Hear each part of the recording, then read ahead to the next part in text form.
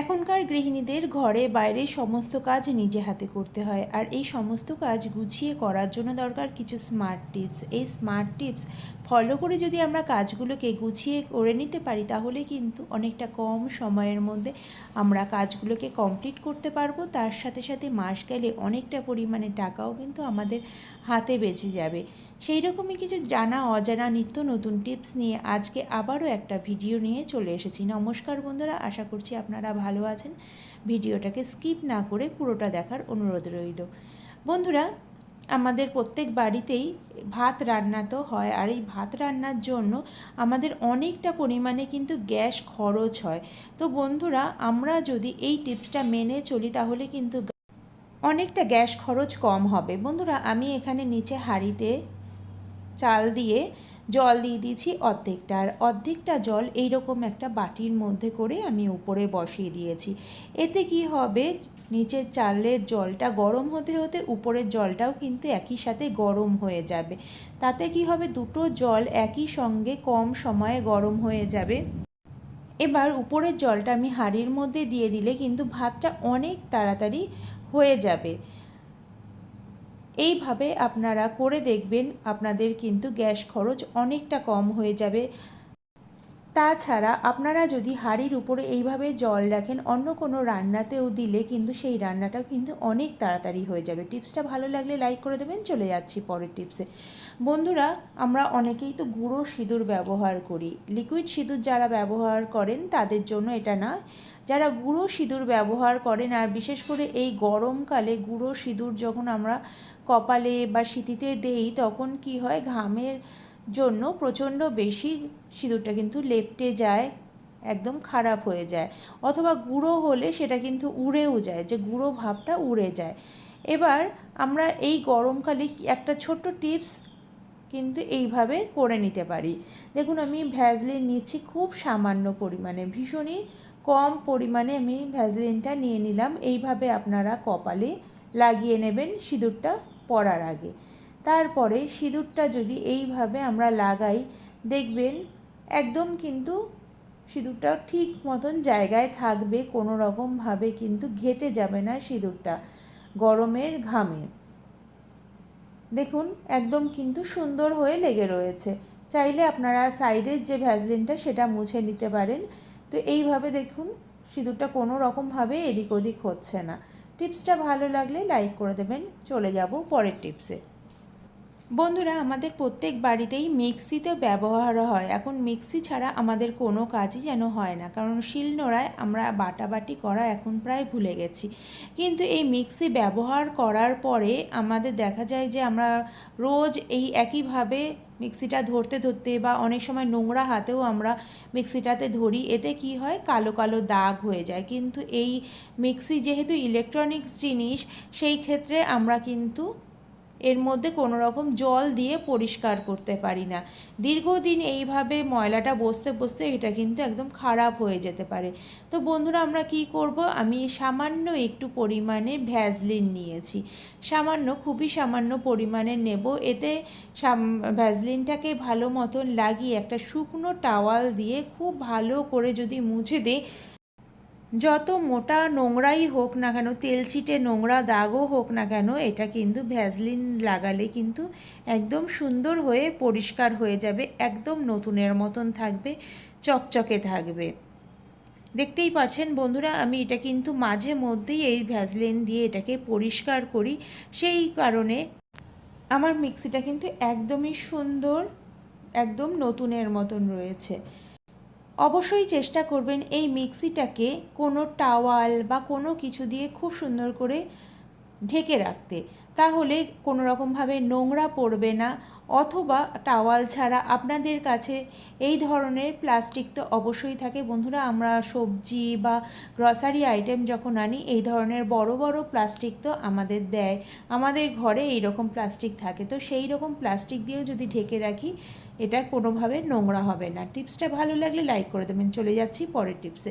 বন্ধুরা, এই গরমকালে কলা 2 দিন এনে রাখলেই কিন্তু এইভাবে কালো কালো হয়ে যায়, আর বিশেষ করে যদি আমরা পলিথিনের মধ্যে করে রাখি তবে কিন্তু আরোই বেশি তাড়াতাড়ি নষ্ট হয়ে যায়। আর বাইরে রাখলেও অনেক সময় টিকটিকি হোক বা ইঁদুর হোক কলাগুলোকে নষ্ট করে ফেলে। বন্ধুরা, আমরা একটা সহজ উপায় অবলম্বন করতে পারি। এখানে আমি একটা নিয়েছি, বেশ একটু বড় সাইজের যে গার্ডারগুলো হয় সেই বড় গার্ডারগুলো নিয়েছি। গার্ডারটাকে ঠিক এইভাবে মাঝখান দিয়ে এইভাবে আটকে নিলাম। এইভাবে আটকে এবার যদি আমি একটা কোনো জায়গায় ঝুলিয়ে রেখে দেই তবে কিন্তু এখানে ইঁদুর বা টিকটিকি এসে খেয়ে নেওয়ার ঝামেলাটা থাকবে না। তার সাথে সাথে কলাগুলোও কিন্তু ভালো থাকবে। কোনো প্লাস্টিকে রাখার থেকে এইভাবে কলা যদি আমরা রাখতে পারি, কলা কিন্তু অনেক দিন পর্যন্ত ভালো থাকবে। টিপসটা ভালো লাগলে লাইক করে দেবেন। চলে যাব পরের টিপসে। বন্ধুরা, আমাদের দীর্ঘদিন ধরে আমরা মহিলারা জল ব্যবহার করি, জলের কাজ করতে থাকি, বাসন মাজি, কাপড় কাচি। এতে কি হয়, আমাদের নখের সাইডগুলো কিন্তু জলের জন্য একটা স্কিনটা খারাপ হয়ে যায়। অনেক সময় হাজা হোক বা অনেক রকম প্রবলেম হয়। কিন্তু এই বোরোলিন আমরা অনেক সময় লাগাই, কিন্তু বোরোলিন যদি আমরা শুধু এইভাবে লাগাই তবে কিন্তু কোনো কাজ খুব একটা তাড়াতাড়ি হতে চায় না। তো আমি একটা চামচে করে বোরোলিন খুব অল্প পরিমাণে নিয়েছি, আমি কিন্তু একদমই বেশি পরিমাণে নেইনি। এইভাবে একটু চামচে করে গরম করে নেব। নিয়ে এবার যদি আমরা যেখানে যেখানে আমাদের নখের প্রবলেম হয়েছে সেখানে সেখানে যদি আমি লাগিয়ে দিতে পারি তবে কিন্তু মাত্র 1 দিনের মধ্যে কিন্তু আপনারা অনেকটা উপকার পাবেন। খুব সামান্য পরিমাণে কিন্তু আমি নিচ্ছি। দেখুন, আমি খুব অল্প পরিমাণে কিন্তু বোরোলিনটা চামচে নিয়েছিলাম, আর সেটা দিয়ে কিন্তু আমার সমস্ত নখে, আবার এমনকি হাতে আমার লাগানো হয়ে গেল। টিপসটা ভালো লাগলে লাইক করে দেবেন। চলে যাচ্ছি পরের টিপসে। বন্ধুরা, আমাদের প্রত্যেক মহিলাদেরকেই কম বেশি বাইরে বেরোতে হয়। এতে কি সূর্যের তাপে আমাদের একটা সান ট্যান তৈরি হয়ে যায়। এই সানট্যান তোলার জন্য যদি আমরা পার্লারে যাই প্রচুর কিন্তু খরচ হয়, আর পার্লারে গিয়ে কেমিক্যাল ট্রিটমেন্টে কিন্তু আমাদের সাইড এফেক্টটাও প্রচণ্ড বেশি হয়। তো বন্ধুরা, এইরকম আমরা ঘরে পাতা যে দই থাকে না, সেই দইটা যখন নেওয়ার পরে দেখবেন এরকম একটু জল বেরিয়ে আসে। সেই জলটাকে আমরা অনেক সময় অনেকে কিন্তু ফেলেও দেই। সেই জলটাকে না ফেলে এইভাবে আপনারা ট্যান দূর করার জন্য কাজে লাগাতে পারেন। এখানে আমি 3 থেকে 4 চামচ দইয়ের জল নিয়েছি, তার মধ্যে বেসন আর হলুদ দিয়ে ভালো একটা প্যাক বানিয়ে নিলাম। এটাকে আপনারা মুখে, ঘাড়ে, হাতে ভালো করে লাগিয়ে 10 থেকে 15 মিনিট রেখে তারপরে যদি ভালো করে জল দিয়ে ধুয়ে নেন, দেখবেন রেগুলার ব্যবহার করতে করতে আপনাদের যে সান ট্যান পড়েছে সেটা কিন্তু একদম দূর হয়ে যাবে। দেখুন, এতে কিন্তু কোনো রকম সাইড এফেক্টও নেই। টিপসটা ভালো লাগলে লাইক করে দেবেন। চলে যাচ্ছি পরের টিপসে। বন্ধুরা, আমরা রান্না করি কড়াইতে, তো কড়াইটা তো আমরা খুব ভালো করে ধোয়া হয়, খুব ভালো করে আমরা মেজে পরিষ্কার করি। দেখুন বন্ধুরা, আমরা এখন তো গ্যাস ব্যবহার করি, গ্যাসে আমাদের বিশেষ করে খুব একটা কিন্তু কালি দাগ পড়ে না। কিন্তু অনেক সময় দেখা যায় যে গ্যাস যখন শেষ হয়ে আসছে তখন কিন্তু একটা জায়গা থেকে একটা লাল আলো বেরোতে থাকে, সেখান থেকে কিন্তু আমাদের কড়াই বা হাঁড়ি হোক, এগুলো একটা কালো দাগ হয়ে যায়। আগেকার দিনে উনুনে যখন রান্না হতো তখন সবাই এখানে কড়াই বা হাঁড়িতে একটা মাটির প্রলেপ দিয়ে দিত, কিন্তু আমরা এখন তো মাটির তো পাওয়া যায় না, আর মাটি আমাদের দরকারও নেই। এখানে আমি খুব সামান্য পরিমাণে একটু জল নিয়ে নিলাম। এরপরে নেব এর মধ্যে খুব সামান্য পরিমাণে নুন। এই নুনটার একটা প্রলেপ আমি এইভাবেই লাগিয়ে দিচ্ছি। এইভাবে যদি আমরা হাঁড়ি বা কড়াইতে লাগিয়ে দেই তাহলে কিন্তু কোনো রকম কালির দাগ শুধু পুরো এই নুনের উপর দিয়েই লেগে থাকবে, কোনো রকমভাবে কড়াইটা কিন্তু কালো হবে না। একবার আপনারা লাগিয়ে নেবেন, দেখবেন 1 দিনের মতন পুরোপুরি রান্না কিন্তু আপনারা করে ফেলতে পারবেন। একটা কড়াইয়ের শুধুমাত্র উপরের দিকটা আপনারা ধুয়ে নেবেন, পিছনের দিকে কোনো রকমভাবে জল যদি না লাগান, যদি নুনটা না ওঠে, তাহলে কিন্তু পুরো রান্নাটাই কিন্তু আপনারা করে ফেলতে পারবেন একবার শুধুমাত্র এই নুনের প্রলেপটাকে লাগিয়ে।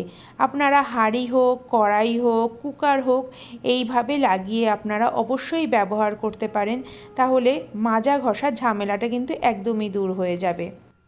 বন্ধুরা, আজকের ভিডিওটা যদি ভালো লাগে লাইক, শেয়ার, কমেন্ট আর সাবস্ক্রাইব করে পাশে থাকবেন। পাশে থাকা বেল আইকনটিও বাজিয়ে দেবেন।